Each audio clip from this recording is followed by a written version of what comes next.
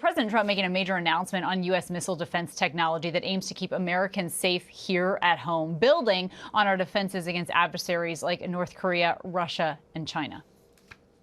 This design for the Golden Dome will integrate with our existing defense capabilities and should be fully operational before the end of my term. So we'll have it done in about 3 years.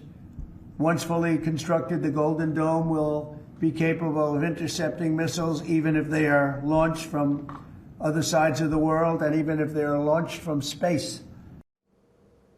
The president there saying the Golden Dome will be completed in 3 years. He wants it done before the end of his term. And it's a multi-billion-dollar program directed toward protecting Americans from new weapon technologies, specifically cruise and hypersonic missiles. Also, nuclear drones were mentioned as well. For more, I want to bring in our ABC News senior Pentagon reporter, Louis Martinez. And I think, Louis, there's a lot of questions here of, are our missile defense systems not up to par as they are? And we heard General Gutlein, who is now responsible for this, say that our adversaries are not only capable, but they're growing in intent. But still, the question was asked, does the defense secretary and the Department of Defense want this?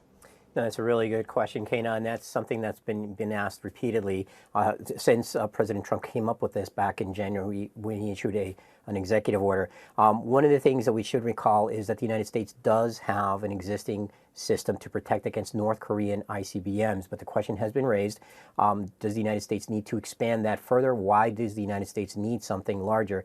Let's take a listen to what our ABC's Karen Travers asked the president specifically on this right now.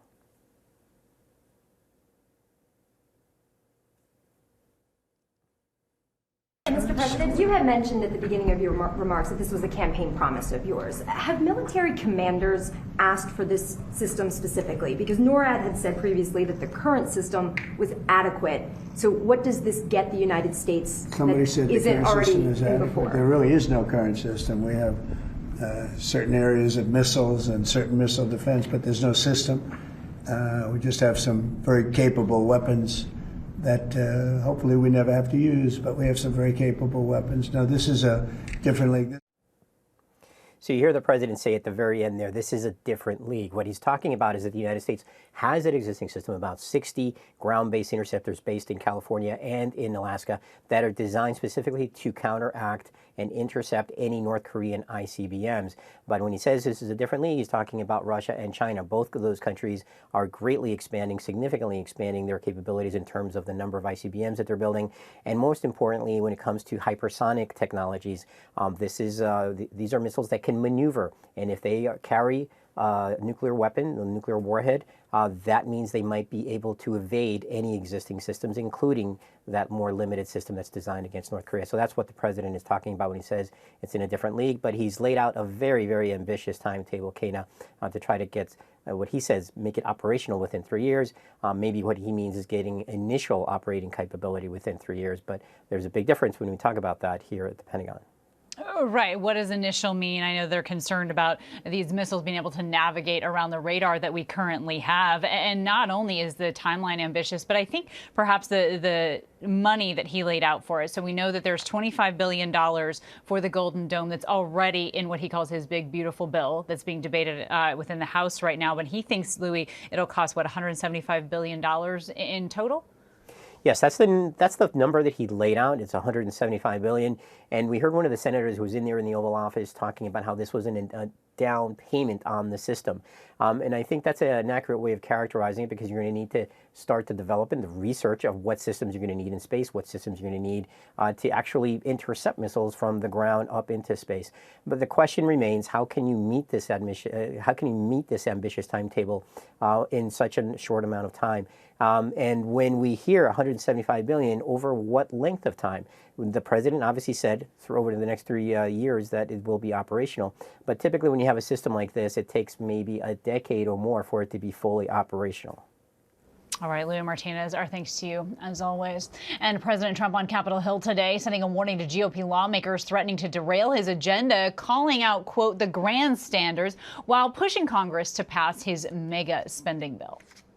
You have a couple that will grandstand, but I think even the grandstanders should look. The alternative is a 68% tax increase, and you can blame the Democrats for that and one or two grandstanders. We only have one or two, but we have tremendous support. All right, if the bill passes in its current form, it would provide major tax breaks by stripping hundreds of billions of dollars from Medicaid, a program the president promised not to cut. And sources are telling ABC News that Trump has told House Republicans, don't mess around with Medicaid. For more on this story, I want to bring in ABC News' Perry Russum. So look, Perry, we know the president saying that he met with House Republicans today. He called it, what, a meeting of love. But then he talks about these one or two kind of hardliners. When he said one or two, it almost seemed like Speaker Johnson thought, maybe there's some more. Is there any leeway here? What's going on after the president's remarks?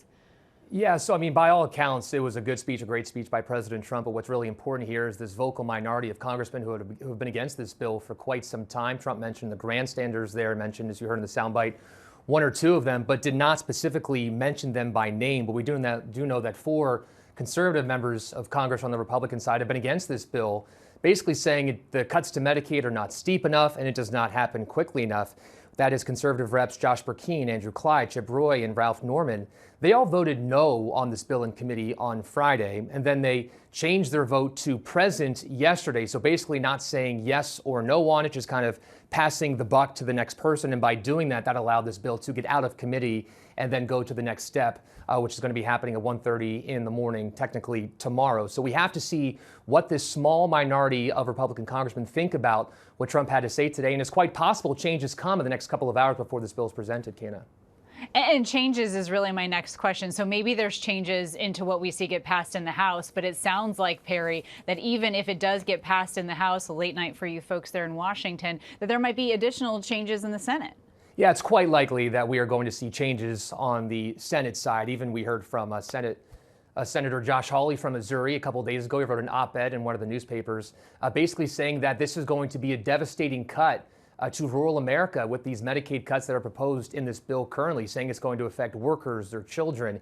He is very concerned about this affecting rural America.